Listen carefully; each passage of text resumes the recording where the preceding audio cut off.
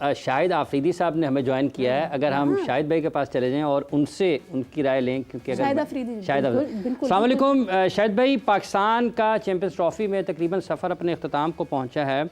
आप 2023 का world cup भी आपने देखा, 24 वाला T20 वर्ल्ड कप भी देखा, 25 की चैम्पियंस ट्रॉफ़ी हमारे सामने है। क्या एहसासात हैं आपके और कितनी तकलीफ़ हुई आज के मैच के नतीजे से आपको? वालेकुम सलाम इमरान। मायूसी तो है, और लेकिन मुझे अपनी टीम का भी पता था और मुझे इंडिया की टीम का भी पता था। देखें इमरान, अगर आप 2025 के अंदर 1980 और 1990 की क्रिकेट खेलेंगे, उस माइंडसेट से खेलेंगे, तो आप रिजल्ट हासिल नहीं कर सकते। दुनिया बहुत आगे चली गई है, क्रिकेट बहुत आगे चली गई है। मेरे ख्याल में 2017 के बाद आप जितने भी ट्रॉफीज आई हैं, बड़ी बड़ी एशिया कप्स वगैरह, T20 वगैरह, सारे हमारी क्या अचीवमेंट है। हम हमेशा तैयारियों की बात करते हैं, हमें ये तो पता नहीं होता कि हमारा ओपनर कौन होगा। हमारी सिलेक्शन ये है कि हमें अपनी कंडीशन में हमें ये नहीं पता कि हमारी कंडीशन में स्पिनर्स ज्यादा खेलेंगे कि फास्ट बॉलर। आज अगर इंडिया के स्पिनर्स ने किए तो 5 तो इंडिया के स्पिनर्स ने आउट किए हैं। हमारा एक ही रेगुलर बॉलर, जहां पे आपने मैच को चेंज करना था, हमारे पास स्पिनर्स नहीं थे, हमारे पास अटैकिंग फील्ड नहीं थी। मैं ग्राउंड में देख रहा था कि इंडिया के बॉलर्स जो थे वो उनके स्पिनर्स थे। उन्होंने सर्कल में मिड ऑन या मिड ऑफ को फील्डर कभी कभार ले लेते थे अटैक करने के लिए। तो आप कैच भी छोड़ रहे हो, फिर आप तो आई मीन कि इस तरह तो जीत या इस तरह तो क्रिकेट नहीं होती। क्रिकेट को तो आपने आई मीन कि आप बैटिंग स्टैंडर्ड्स हमारे चेक करें, हम किस माइंडसेट के साथ बैटिंग कर रहे हैं यार। आप वर्ल्ड क्लास टीम के साथ खेल रहे हो, आपका अटैक आपका डिफेंस है। आपको अगर जीतना है तो आपको अटैक करना पड़ेगा बड़ी टीम के खिलाफ। अब पॉजिटिव खेलना पड़ेगा। बार बार कह रहे, जो लड़का खेल जाता है, जैसे सऊद शकील की बात करता हूं यार, सऊद शकील आप अभी मोहम्मद रिजवान आउट हुआ है यार, आप गेम को लंबा लेके चलो। हम अभी तक एक विराट कोहली को कंट्रोल नहीं कर सके, जो कि रिटायरमेंट के करीब करीब है, हम उसको रन नहीं रोक पा रहे अभी तक। तो आई मीन गलतियां बैटिंग, बॉलिंग, फील्डिंग तीनों में गलतियां हैं। जिस तरह मैंने शुरू में कहा था कि जितनी भी टीम है वो सारी तैयारियों के साथ आई हुई है।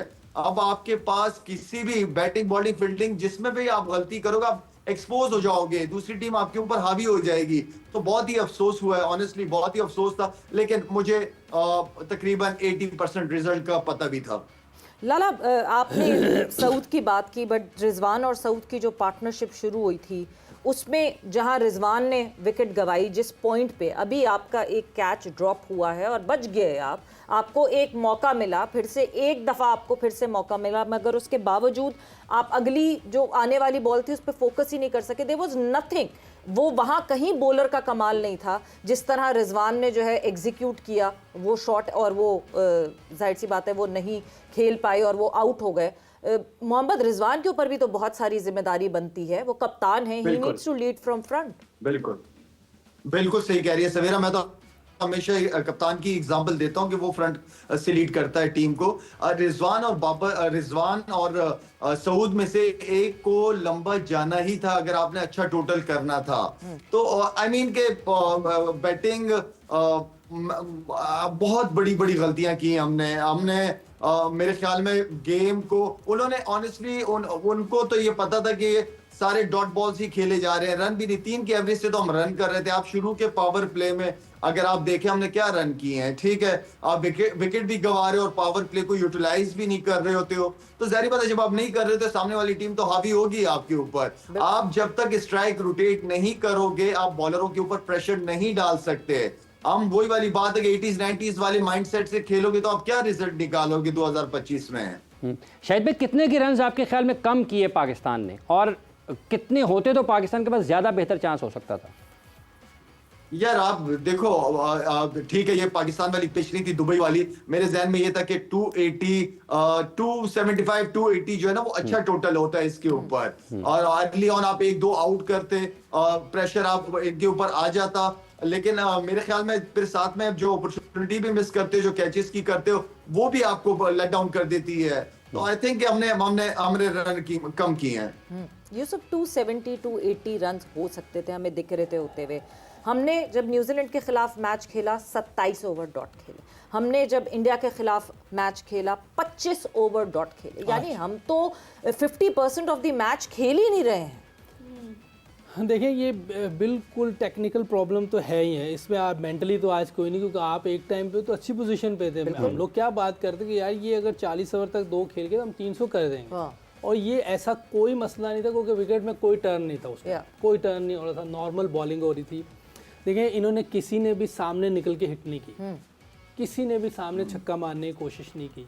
अंदर फेलियर का डर था, टेक्निकल कमजोरियां हैं कि यार इधर तो हम खेलने नहीं आता, ऑफ स्टंप पे खेलने नहीं आता। आप रिजवान का जितना भी वैगन व्हील देखें वो सारे थे, और रिजवान पे बहुत बड़ी जिम्मेदारी थी।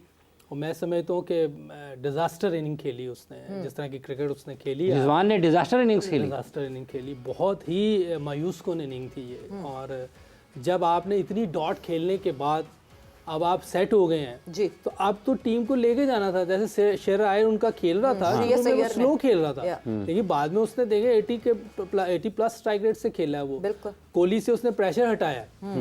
हमें इधर सीनियर प्लेयर था रिजवान, और काफ़ी अरसे से क्रिकेट खेल रहा है, ओपनिंग भी करता रहा है, इसके लिए तो आइडियल सिचुएशन थी ये कि वो निकाल के ले जाता पूरा मैच। जब आप ऑफ साइड पे नहीं खेल सकते ना, वन साइडेड प्लेयर होते हैं, आप फंस जाएंगे। और रिजवान का मेरा ख्याल ये प्रॉब्लम है कि ऑफ साइड पे वो इतना अच्छा नहीं खेलता, ना सामने इतना अच्छा खेल पाता, उसकी सारी शॉट्स ऑन साइड पे हैं। तो अब इनको काम करना चाहिए, नहीं किया।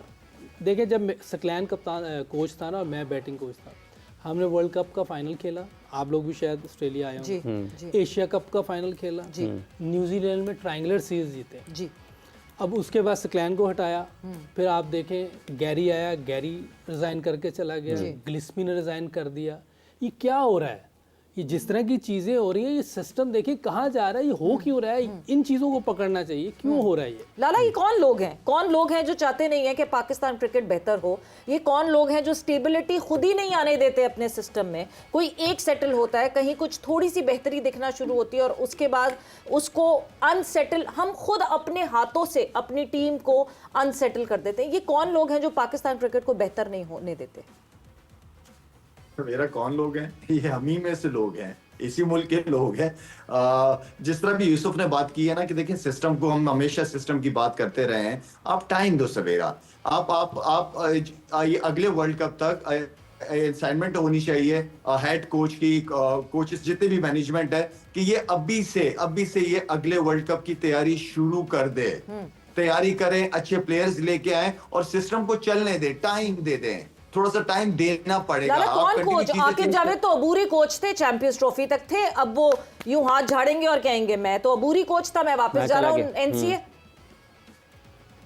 सवेरा मैं कह रहा हूं कि मोहम्मद यूसुफ को ले आओ, कोई मसला नहीं है, आप किसी को लाके बैठा दो और उसको प्लान, उसको अपने प्लान को एग्जीक्यूट तो करने दो ना कुछ अरसे के लिए। जिसको भी आप लेके आ रहे हो उसको आप कॉन्ट्रैक्ट दे दो कि चेयरमैन कोई भी होगा, 2 से 3 साल तक आप नहीं हटेंगे, ये आपकी जॉब है, आपकी डोमेन है, कोई आपकी दखल अंदाजी नहीं करेगा।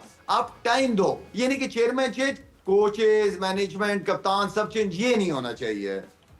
यूसुफ साहब जैसे अभी असाइनमेंट की बात कर रहे हैं, आपने मोहम्मद रिजवान का जिक्र किया कि डिज़ास्टर बैटिंग है। पाकिस्तान के जो बैट्समैन, ये सारी की सारी टॉप 6-7 जो हैं, ये सब टेक्निकल इश्यूज के साथ हैं, टेक्निकल डेफिशिएंसी हैं सबकी। आप देख लें ना बैटिंग में हमें क्यों प्रॉब्लम, हर बार डॉट बॉल होते हैं, क्या वजह है? क्या आपसे स्ट्राइक रोटेट नहीं हो रही? इसका मतलब कोई ना कोई प्रॉब्लम है ना। आज आपने गिल की बैटिंग देखी जी, क्या कितनी अच्छी शाहीन बॉलिंग कर रहा था। मैं आपको बताऊं, शाहीन जितनी ज़बरदस्त बॉलिंग कर रहा था, अगर इतना अच्छा टेक्निकल बैट्समैन सामने ना होते वो नहीं स्कोर कर सकते थे। उसने बहुत ज़बरदस्त शॉटें खेली हैं, मतलब एक्सीलेंट। आप उसका फुटवर्क देखें, सीधी उसने एक ड्राइव सीधा बॉलर बैक ड्राइव, वो एक क्वालिटी प्लेयर ही मार सकता है, आम बंदा नहीं मार सकता। फिर उसने निकल के सामने मारी। आप 140 पे बॉलिंग कर रहा है, 6 फुट 3 इंच का बॉलर है, आप ऐसे नहीं निकल सकते। क्रिकेट बॉल है, टेनिस बॉल नहीं है, क्वालिटी प्लेयर है। आप देखें ना उसके सामने टेक्निक देखें। फिर कोहली आया, वर्ल्ड क्लास प्लेयर है, उसने दिखाया है कि भाई प्रेशर में किस तरह खेलते हैं। 2011 का सेमीफाइनल आप लोगों ने जीत जाना था, वहाँ टेक्निक का मसला था, इतने डॉट हुए, आप मैच हार गए हो। नहीं तो वर्ल्ड कप जीत गए थे हम लोग, 11 वाला। हाँ ना, 11 वाला वर्ल्ड कप जीत गए थे। वो तो लाला कप्तान था, इनसे पूछे जितनी डॉट उधर हुई होंगी तो ये बाहर से देख रहा होगा, ये भी परेशान होगा ये हो क्या रहा है। जब आपके पास टेक्निक नहीं होती ना, आप फंस जाते हैं, प्रेशर में फंस जाएंगे, अच्छी बॉलिंग के खिलाफ फंस जाएंगे, थोड़ी सी विकेट में वेयर एंड टेयर होगी, वहाँ फंस जाएंगे। अच्छा प्लेयर निकल जाता है अगर थोड़ी देर खेल जाए, जैसे कोहली निकला है। हम तो हर जगह फंस जाते हैं लाला। विराट कोहली, मतलब विराट कोहली जो है वो ना हो फॉर्म में, पाकिस्तान के सामने ले आए और विराट कोहली की फॉर्म वापस आ जाती है। ऐसा लगता है कि ग्रीन शर्ट्स को देख के विराट कोहली फड़फड़ाने लगते हैं। And 52nd century of ODI in 83rd century all over the formats. मतलब कब, व्हेन वुड ही स्टॉप? ये वो हैं जो कि बिल्कुल अब रिटायरमेंट के पास जा रहे हैं, मगर हमारे बॉलर्स को जिस तरह हैंडल किया विराट कोहली ने। सवेरा what a player he is, कसम से मजा आता है इसको देखने के। इसकी बैटिंग इतनी एंजॉय कर रहा था मैं, क्या खूबसूरत खेलता है, टाइम भी लेता है, जो बॉल मिलता है छोड़ता नहीं है उसको, और इतने अरसे से इतनी परफॉर्मेंसेस करता हुआ है। खैर जहाँ तक पाकिस्तान की टीम है, हमने बड़े लोगों को परफॉर्मेंसेस करवाई और बड़ों को क्रिकेटर भी बनाया बहुत बड़ा तो आई मीन के no doubt he is one of the best player. और मेरे ख्याल में वो पाकिस्तानी बॉलर्स के साथ जितना मजे लेके वो बैटिंग करता है, वो हम सबके सामने जब भी वो पाकिस्तान के खिलाफ खेलता है अच्छा परफॉर्म करता है। रनिंग बिटवीन द विकेट देखें, बिल्कुल क्या रनिंग, फिटनेस देखें आप। एक यंग लड़का शर्मिंदा हो जाए, दो ले रहा है। हमारे तो 2 लेते हैं, 3 का 2 लेते हैं और 2 का 1।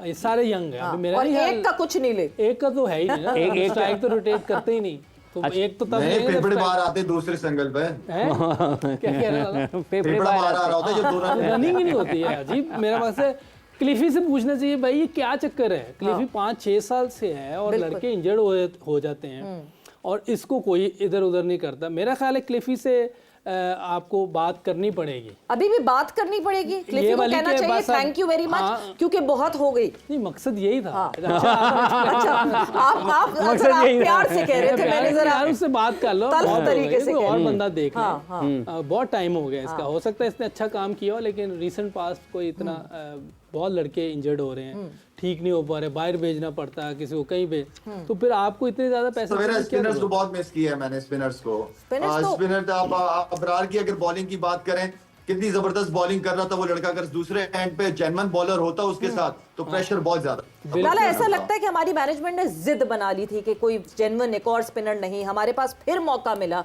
जिस वक्त फखर जो है वो इंजर्ड हुआ, हमारे पास फिर मौका था कि हम उस्मान को ओपन करा लेते। अगर इतना ही शौक था कि नहीं जी ओपनर चाहिए, जो कि आपने शुरू में नहीं रखा था, और उसकी जगह एक स्पिनर रख लेते। मगर जहां आप लोग तो खेले हैं क्रिकेट, आप लोग कितने दिल बर्दाश्त है, मगर साल से जो पाकिस्तान क्रिकेट को कवर कर रहे हैं वो कितने दिल बर्दाश्त है। हमारे साथ senior sports journalist Waheed Khan ने ज्वाइन इन किया। वहीद साहब, वही हुआ जिसका हमेशा हमें डर होता है, मगर फिर भी हम उम्मीद लगा लेते हैं अपनी इस टीम से।